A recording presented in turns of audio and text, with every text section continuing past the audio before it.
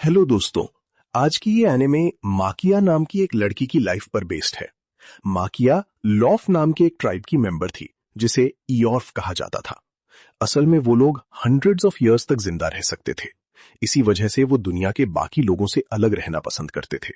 उनके बाल भी नॉर्मल इंसानों के मुकाबले काफी लंबे होते थे। उनका मेन काम एक स्पेशल मैजिकल कपड़ा बनाना था।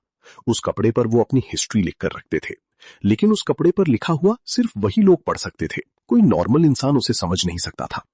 स्टोरी के स्टार्टिंग सीन में हमें दिखाया जाता है कि लॉफ ट्राइब के लोग कैसे अपनी लाइफ स्पेंड करते थे। यहाँ हम छोटी सी माकिया, उसकी दोस्त लिलिया और क्रिम को साथ देखते हैं। काम खत्म होने के बाद सब घर जा रहे होते हैं, लेकिन माकिया का अपना कोई घर नहीं होता क्योंकि वो एक ऑर्फन थी।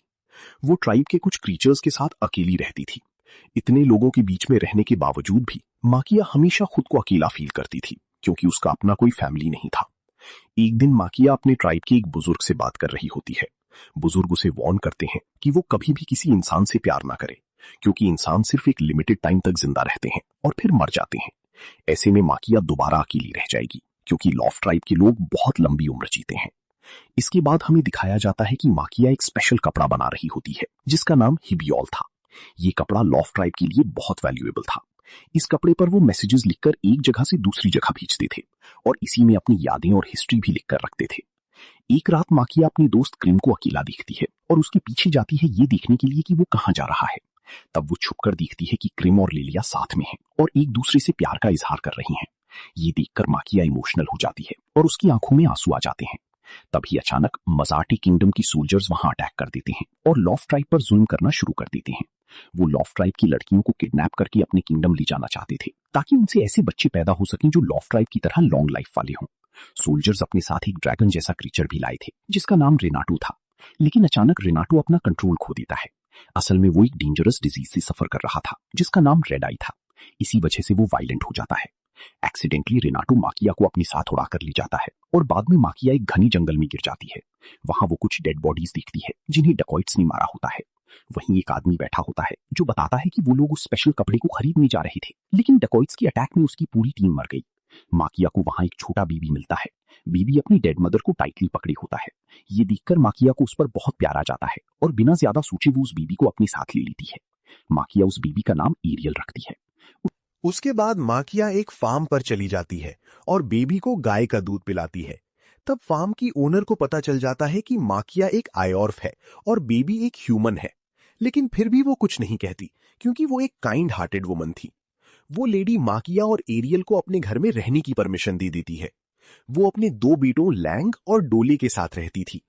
वो वुमन माकिया की बहुत हेल्प करती है और उसे एक शॉप ओनर से मिलवाती है ताकि माकिया अपने बनाए हुए हिबियोल कपड़े बेच सके।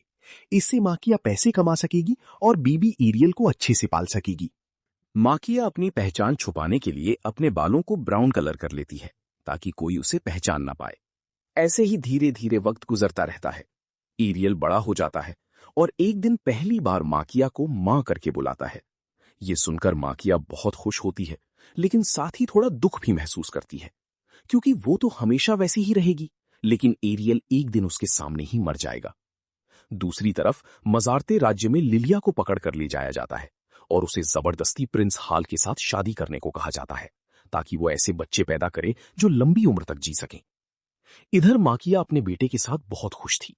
एक दिन एरियल को उसके दोस्त मजाक उड़ाते हैं क्योंकि उसकी मां दूसरी औरतों से अलग दिखती थी। वो बिल्कुल जवान लगती थी।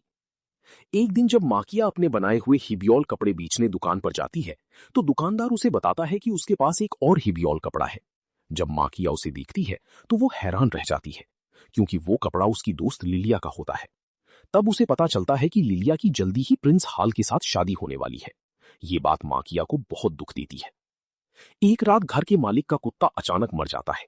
पूरी फैमिली मिलकर उसे दफनाने जाती है। ये देखकर माकिया का दिल टूट जाता है क्योंकि उसे एहसास होता है कि इस दुनिया में हर चीज एक दिन खत्म हो जाती है। उसका बेटा एरियल भी एक दिन मर जाएगा और उसके आसपास की सब लोग धीरे धीरे चले जाएंगे और वो अकेली रह जाएगी। ये सोच उसे बहुत दुखी कर देती है और वो वहां से भागने लगती है। लैंग उसके पीछे जाता है और देखता है कि माकिया रो रही है।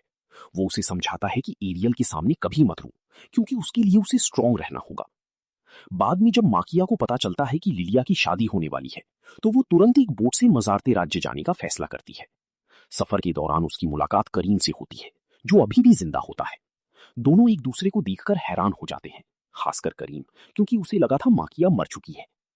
फिर करीम माकिया को बताता है कि मजारती के लोगों ने उनके गांव पर हमला करके लिलिया को उठा लिया था और अब उसकी जबरदस्ती प्रिंस हेजल के साथ शादी कराई जा रही है। इसीलिए माकिया और क्रिम प्लान करते हैं कि किसी भी तरह वो लिलिया को रेस्क्यू करके लाएंगे। और अब अगले दिन जब प्रिंस हेजल की शादी का सेलिब्रेशन पूरे राज्य में शुरू हो गया था, तब क्रिम रेनाटो यानी ड्रैगन के ऊपर अटैक कर देता है, क्योंकि प्रिंस हेजल उसकी पीठ पर बैठा था और यही इस शादी का रूल था कि राजकुमार ड्रैगन पर बैठकर शादी करने आएगा। खैर, क्रिम के अटैक की वजह से रेनाटो दोबारा कंट्रोल खो देता है और आसपास के लोग उसे देखकर बहुत डर जाते हैं, यहां तक कि प्रिंस हेजल भी डर जाता है। दूसरी तरफ जब सब प्रिंस हेजल को लेकर बिजी हो जाते हैं, उस मौके का फायदा उठाकर माकिया लिलिया से मिलने आती है और उसे लेकर भागने की कोशिश करती है, लेकिन लिलिया उसे बताती है कि वो एक बच्चे की मां बनने वाली है और वो अब नहीं भाग सकती। लिलिया मां बनने वाली है, ये खबर सुनकर क्रिम बहुत हैरान और डिसअपॉइंटेड होता है, लेकिन वो बिल्कुल नहीं डरता। वो अब भी लिलिया से प्यार करता है और उसकी मदद करना चाहता है। खैर, इसके बाद माकिया और एरियल अपनी पुरानी जगह छोड़कर क्रिम और बाकी लोगों के साथ एक जर्नी पर निकल जाते हैं। माकिया अपने लिए एक अच्छी नौकरी ढूंढना चाहती है, क्योंकि उसे एरियल का ख्याल रखना है, लेकिन ये सब करने में उसे बहुत मुश्किल सिचुएशंस का सामना करना पड़ता है। एरियल अब अपनी मां माकिया के साथ बुरा बिहेव करने लगा है, क्योंकि लोग उसकी मां को लेकर उसे टीज करते थे। इसके अलावा उसे ये भी पता चल गया है कि माकिया उसकी रियल मदर नहीं है। एरियल का ऐसा बिहेवियर देखकर माकिया सोचने लगती है कि शायद वो एक अच्छी मां नहीं बन पाई, लेकिन अचानक उसे एरियल का बनाया हुआ एक हिबोयो कपड़ा मिलता है जिसमें मॉम लिखा था। ये देखकर माकिया बहुत खुश हो जाती है। माकिया जल्दी से बाहर जाती है ताकि वो देख सके कि एरियल कहाँ है। जब वो देखती है कि एरियल एक नदी के किनारे बैठा है, तभी उसे रियलाइज होता है कि एरियल एक्चुअली चाहता है कि उसकी मां उस पर गर्व करे और उसे पहले की तरह प्यार करे।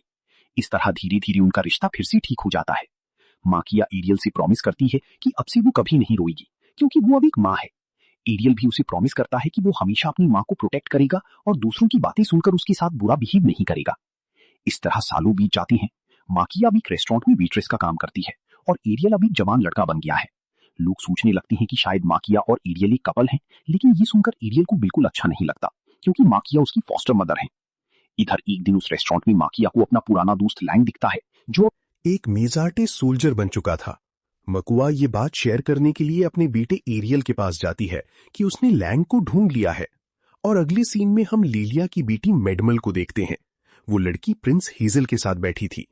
मेडमल सोच रही थी कि उसके पापा उसे उसकी मां से मिलने की परमिशन क्यों नहीं दे रहे हैं।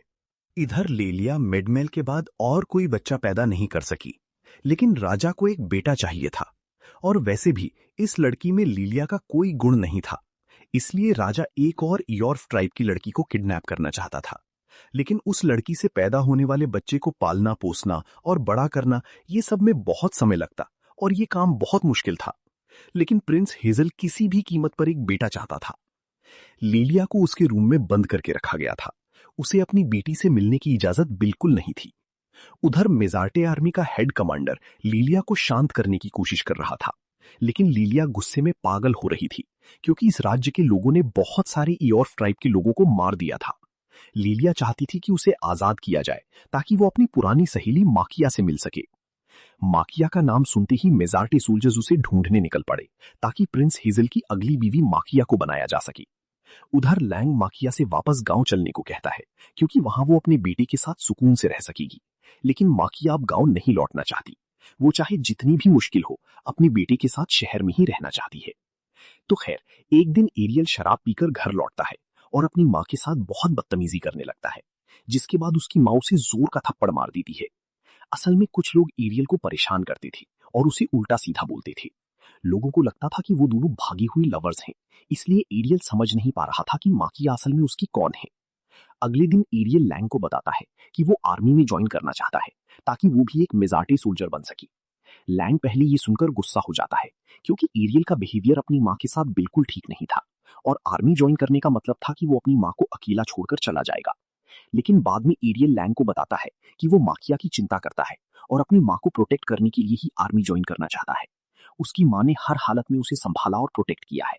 ये सुनकर लैंग मान जाता है। एरियल के जाने के बाद मेजार्टे सोल्जर्स माकिया को उठा ले जाते हैं।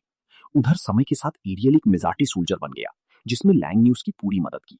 लेकिन उसे ये पता ही नहीं था कि माकिया को तो कब का उठा ले जाया गया है। समय ऐसे ही चलता रहता है। एरियल की शादी हो जाती है। उसकी बीवी डीटा प्रेग्नेंट होती है। ये उनका पहला बच्चा था। लेकिन अचानक मिजारती राज्य पर बाकी सभी देशों ने अटैक कर दिया, जिसके कारण एरियल को फिर से वॉर पर लौटना पड़ा। मिजारती किंगडम पर बाकी सभी देशों ने अपना हक जताना शुरू कर दिया और वो सब एक साथ हो गए। इस मौके का फायदा उठाकर मिजारती सोल्जर्स की कैद में बंद माकिया भागने की कोशिश करती है, क्योंकि वॉर के बीच भागना एक अच्छा मौका था।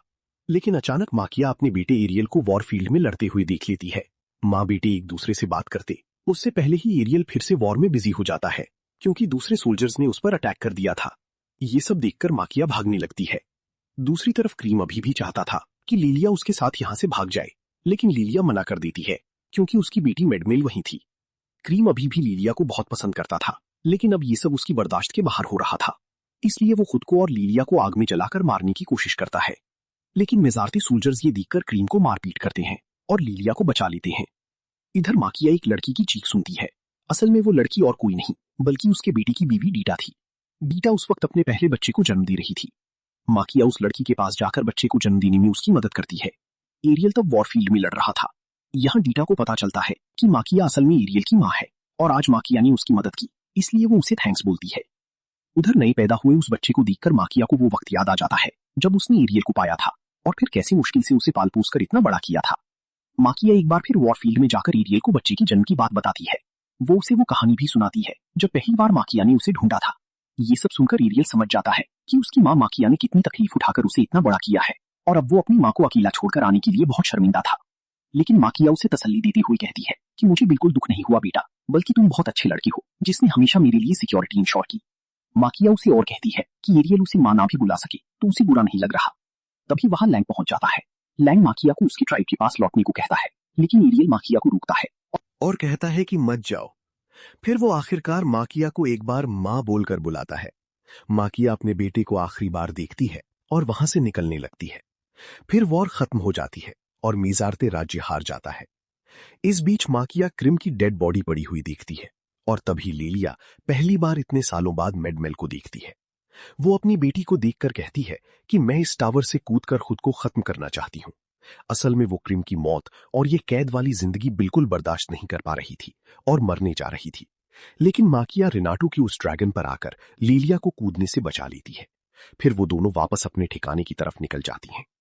उधर एरियल को उसके घर वापस लाया जाता है ताकि वो अपनी बीवी और नए पैदा हुए बच्चे से मिल सके। उसे माकिया के बारे में बताया जाता है कि कैसे बच्चे के जन्म में माकिया ने मदद की और एरियल यहां उससे माफी मांग लेता है क्योंकि उसने पहले माकिया के बारे में बहुत बुरा बोला था। इसके बाद बहुत साल बीत जाते हैं और माकिया वापस उस छोटे गांव में लौट आती है क्योंकि वो अपने पोते के पापा यानी एरियल को देखना चाहती थी। एरियल अब एक बूढ़ा आदमी बन चुका है। माकिया देखती है कि एरियल अपनी आखिरी सांसें गिन रहा है और वो कहता है, आखिरकार तुम वापस आ गई माँ। माकिया ने एरियल